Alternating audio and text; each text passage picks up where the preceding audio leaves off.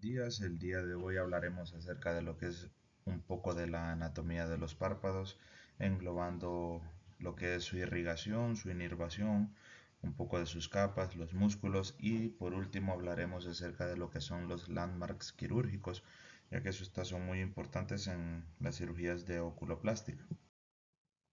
En cuanto a una introducción, pues vamos a tener que los párpados son vitales en la salud ocular, ya que contribuyen de forma primordial en el esparcimiento de la lágrima. Asimismo, lubrican la superficie corneal y protegen al ojo del polvo y otros cuerpos extraños. En cuanto a su anatomía externa, los párpados se componen de un párpado superior e inferior en cada ojo. Estos se unen en un punto medio al pestañear. Un párpado abierto normalmente mide unos 30 milímetros de longitud horizontales y 10 milímetros verticales. Mientras que el superior se encuentra recubierto por la córnea, el inferior se encuentra en reposo. Cuando éste está cerrado, se ajusta a la superficie del globo ocular y vamos a tener algunas capas del párpado, que es la capa cutánea. Esta es una piel fina sin tejido celular subcutáneo. Luego tenemos la capa muscular, que está conformada por el músculo orbicular, una capa fibrosa que está conformado por lo que es el tabique orbitario y el tarso, y una capa conjuntival que es meramente la conjuntiva palpebral. En cuanto a los músculos del párpado, vamos a tener los protractores, que son los encargados del cierre del ojo, y estos son el músculo orbicular de los ojos, el corrugador, el piramidal de la nariz. Los retractores, que son encargados de la apertura, y es en el párpado superior vamos a tener el elevador del párpado superior, el músculo frontal y el músculo de Müller. En el párpado inferior vamos a tener el músculo tarsal inferior y la fascia capsular palpebral. En cuanto a lo que es el tabique y el tarso orbitario, pues el tarso es una placa de tejido conectivo denso y el tabique separa el contenido orbitario del tejido celular subcutáneo. El septum orbital o tabique es un tejido fibroso y este sirve como un margen anatómico para el parpadeo y se ubica anterior al tejido adiposo. Nace en el borde de la órbita y actúa como una barrera importante entre esta y los párpados. El tejido adiposo orbital y esta capa de almohadillas de tejido graso sirven como barrera entre las estructuras orbitales y el parpadeo. Este se ubica posterior al tabique y por último la placa tarsal es una estructura firme en forma de plano y está constituida por tejido conectivo denso y contiene las glándulas de Neubumio.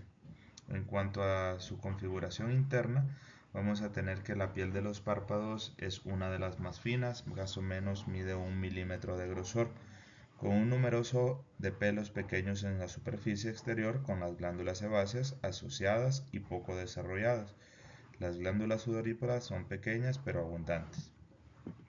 Internamente el párpado está compuesto por varias capas, que es la capa celular subcutánea, la capa celular submucosa, la capa fibrosa y la capa mucosa. En cuanto a las glándulas del párpado, vamos a tener las principales, que son las de mebomio, que se encargan de la secreción lipídica y estas son fundamentales para lo que es una de las capas de la película lagrimal. Las glándulas de Moll y Saynes, que estas son sudorípadas y sebáceas, y algunas accesorias como las de Krauss y Goldfried, que también ayudan, ¿verdad?, a la producción de las capas de la película lagrimal. En cuanto a la inervación, la principal irrigación de los párpados viene de las arterias carótidas internas y externas, oftálmicas de sus ramas, mientras que la inervación viene dada por la primera y segunda división del quinto par craneal, que producen los nervios oftálmicos, que dan la función motora, la sensitiva producida por el trigémino y la simpática es producida por el músculo de Müller.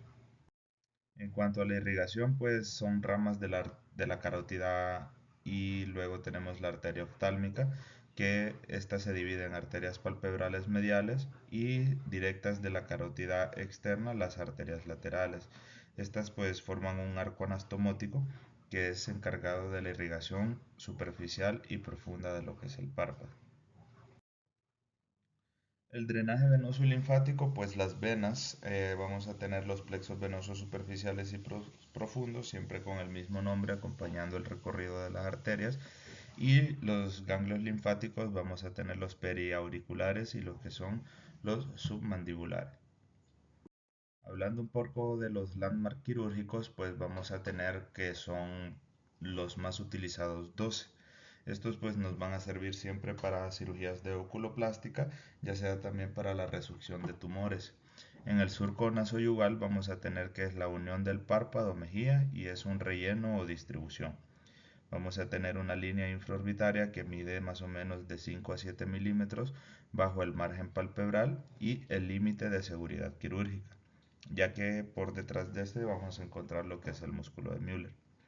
El margen ciliar inferior debajo de las pestañas, que es un sitio típico de incisión inferior. Un canto lateral óseo, que aquí podemos utilizar una sutura frontocigomática, haciendo referencia a una cantopexia. Vamos a tener que es la tróclea en el músculo oblicuo superior 10 milímetros por debajo del reborde orbitario, y aquí este nos indica pues más que todo para evitar cualquier lesión muscular.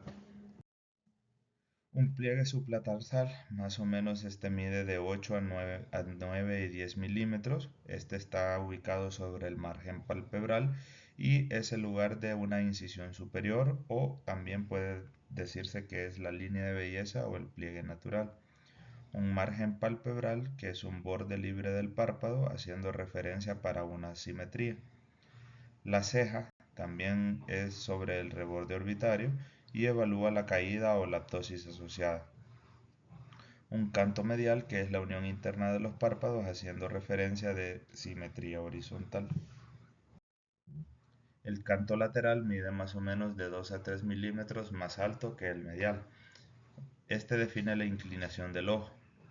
O sea, podemos tener un canto en tilt o un canto desviado. Un surco orbitario superior es la zona entre el párpado y la ceja. Este pues da más que todo acceso a grasa y a estructuras profundas. Luego tenemos un septum orbitario, que este pues tiene una membrana profunda y es para manejar lo que es la exéresis de la grasa, y aquí en este pues la mayoría de los tumores es donde se ubica. Y los compartimentos grasos vamos a tener medial, central y lateral, que este es meramente para remodelación estética.